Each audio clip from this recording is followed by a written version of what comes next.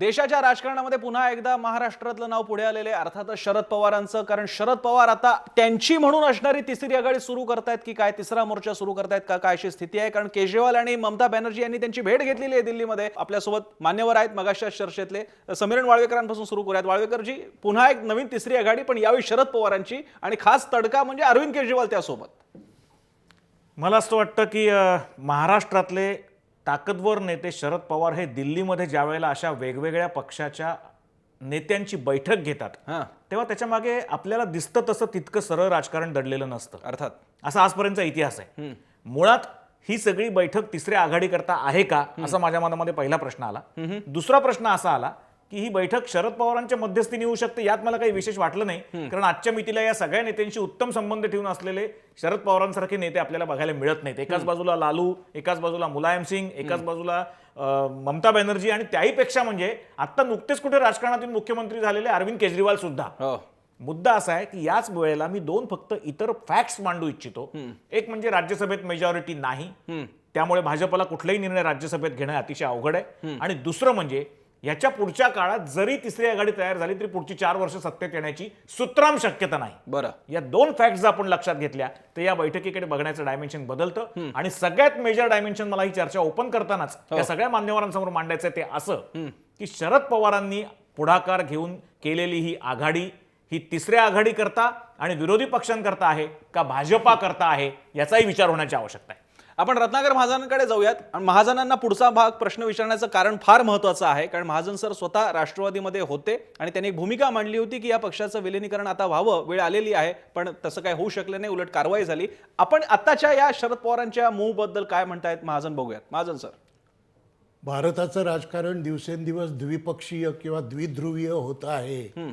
अशा वातावरणामध्ये तिसऱ्या आघाडीचं संदर्भ काय, तिसऱ्या आघाडीची प्रस्तुतता काय, असा प्रश्न उभा राहत असताना पुन्हा एकदा तिसऱ्या आघाडीचे प्रयत्न चालू होत असतील तर त्याचा अर्थ एवढाच की या दोन्हीकडं ज्यांचा कल नाही अशा लोकांसाठी काहीतरी व्यासपीठ असलं पाहिजे. म्हणून तिसरी आघाडी हा सदैव जिवंत राहू शकणारा शब्दप्रयोग आहे. आता याच्याविषयी खुद्द शरद पवारांचं मत काय होतं? 2009च्या निवडणुका जाहीर झाल्या त्यावेळच्या आपल्याला जर आठवत असेल तर त्याही वेळेला असेच प्रयत्न चालू झाले होते. त्यावेळेला त्यांनी खुद्द शरद पवारांनी असं सांगितलं की या प्रकारचा प्रयोग या देशात कधीही टिकलेला नाही आणि याच्यातून काहीही निघणार नाही, असं स्वतः त्यांनीच तिसऱ्या आघाडी या प्रयोगाविषयी, संकल्पनेविषयी सांगितलेलं होतं. आता तेच जर हा प्रयत्न करत असतील तर त्याचा अर्थ सैद्धांतिक तात्विक राजकारणाच्या पातळीवर घेण्याच्या ऐवजी ताबडतोबीच्या व्यावहारिक गोष्टीशी तो संबंधित आहे, हे स्पष्ट आहे. वारेंकडे जाऊयात. वारे सर, सुभाष वारे हे आपचे नेते आहेत, महाराष्ट्रातले समन्वयक आहेत. वारे सर, शरद पवारांबद्दल नंतर बोलूयात. मुळामध्ये ज्यांच्या विरोधावरती आपचा अजेंडा होता 2014 निवडणुकीचा महाराष्ट्रामध्ये, त्यात शरद पवारांना आता कॉम्रेड कसं काय मानू लागली आम आदमी पार्टी? नाही प्रसन्नजी, आम आदमी पार्टी शरद पवारांना कॉम्रेड मानू लागलेली आहे, याला कुठल्याही प्रकारचा आधार नाही. बरं, आत्ता तुम्ही असं म्हणालात की ममता बॅनर्जी आणि अरविंद केजरीवाल शरद पवारांना भेटून आले, याच्याविषयी मला शंका आहे.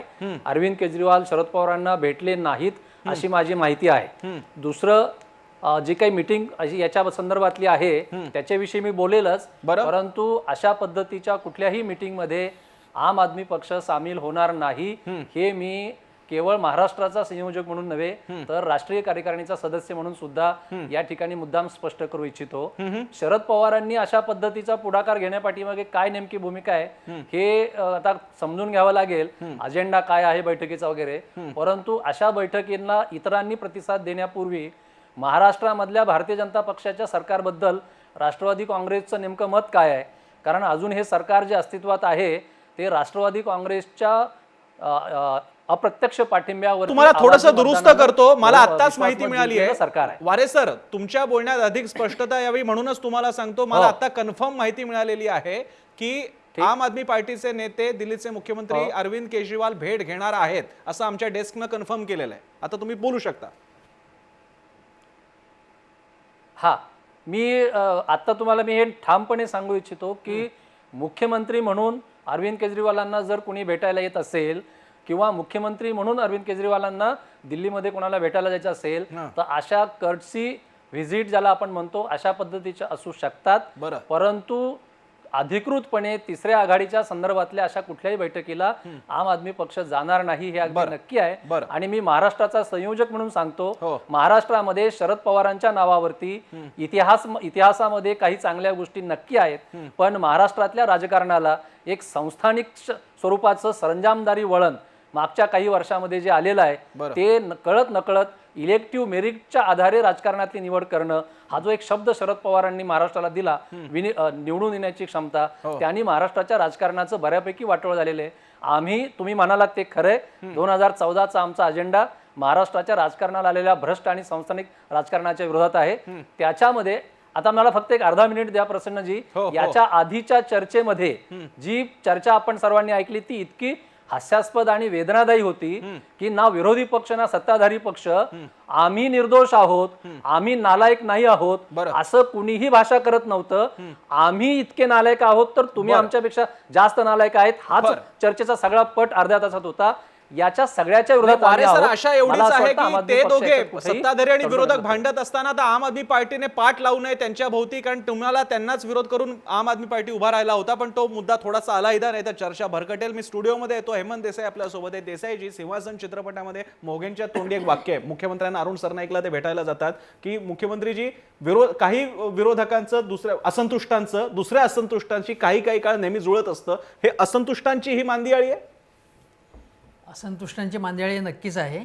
एक दोन मुद्दे याच्या संबंधी आपल्याला लक्षात घ्यायला लागतील. तिसरी आघाडी वगैरे एकदम फार दीर्घकालीन ज्या गोष्टी होण्याची शक्यता आहे किंवा नाही त्याबद्दल बोलण्यापेक्षा पहिली गोष्ट म्हणजे बिहारमधली विधानसभा निवडणूक. बरं. आजच दुपारी पत्रकार परिषद झाली, ती लाईव्ह दाखवली चॅनेल्सने. त्यामध्ये लालू प्रसाद, काँग्रेसचे जोशी आणि नितीश कुमार होते आणि त्यांनी सांगितलं की आता आम्ही सगळे एकत्र आलेलो आहोत आणि याच्याशिवाय राष्ट्रवादी काँग्रेस, अगदी तृणमूल काँग्रेस अनेक राज्यामध्ये निवडणुका उमेदवार उभं करतात. हे सगळे, मुलायम सिंग, हे सगळे आमच्या बरोबर आहेत. आमच्यामध्ये भांडणं लावण्याचे प्रयत्न भारतीय जनता पक्षाचे नेते वारंवार करत असले तरी आम्ही एकत्र आहोत असं त्यांनी ठामपणे तिथे सांगितलं. बरं. तेव्हा बिहारमध्ये राष्ट्रवादीचे सुद्धा काही इंटरेस्ट, थोडीशी ताकद असली तर ते त्यांची थोडीफार ताकद आहे. बरं.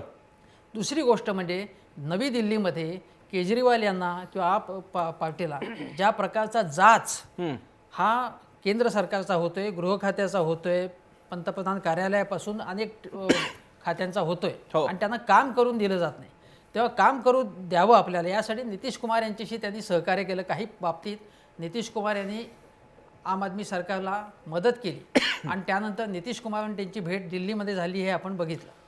तेव्हा आता भारतीय जनता पक्षाचे विरोधी काही एक प्रकारची फळी तयार व्हावी, कारण देशामधलं वातावरण थोडं बदलते आता गेल्या वर्षीचं आणि आत्ताचं. त्यामुळे पूर्वी काँग्रेस विरोधी आघाडी व्हायची, तशी आता भाजप विरोधी एक फळी तयार होते आणि प्रत्येकाची त्याच्या मागे कारणं वेगवेगळी आहेत. ममता बॅनर्जी यांना केंद्र सरकारकडनं मदत हवी आहे, ती कमी मिळते. त्याप्रमाणे आम आदमी पक्षाने आता एक सेमिनार घ्यायचं ठरवलंय. त्याच्यामध्ये अनेक पक्षांना बोलवणार आहेत ते आणि केंद्र आणि राज्य संबंधांची तिथे चर्चा होईल. फक्त प्रश्न असा, अशी तिसरी आघाडीची मोड बांधली जात असेल तर त्याचं सेनापतीपद शरद पवार पदी असणार आहेत का, असं या भेटीमुळे आपल्याला सगळ्यांना वाटतंय. एक छोटासा ब्रेक घेऊयात. ब्रेकच्या नंतर या भेटीचा आणखी एक अन्वयार्थ लावायचा प्रयत्न करायचा आहे. राज्यसभेमध्ये भाजप अल्पसंख्याक आहे, अशा ठिकाणी आपली मेजॉरिटी असावी यासाठी, आणि दुसरीकडे विरोधी पक्ष आता काँग्रेसला जुमानेसे झालेले नाहीयेत, जुमानत नाहीयेत. त्यांचं म्हणणं आहे आम्ही काँग्रेसच्या मागे फरफटणार नाही. त्यामुळे हा एक प्रकारचा प्लॅन बी आहे का मोदींचा? चर्चा ब्रेक नंतर त्या मुद्द्यावरती सुद्धा पाहत राहा लक्षवेधी.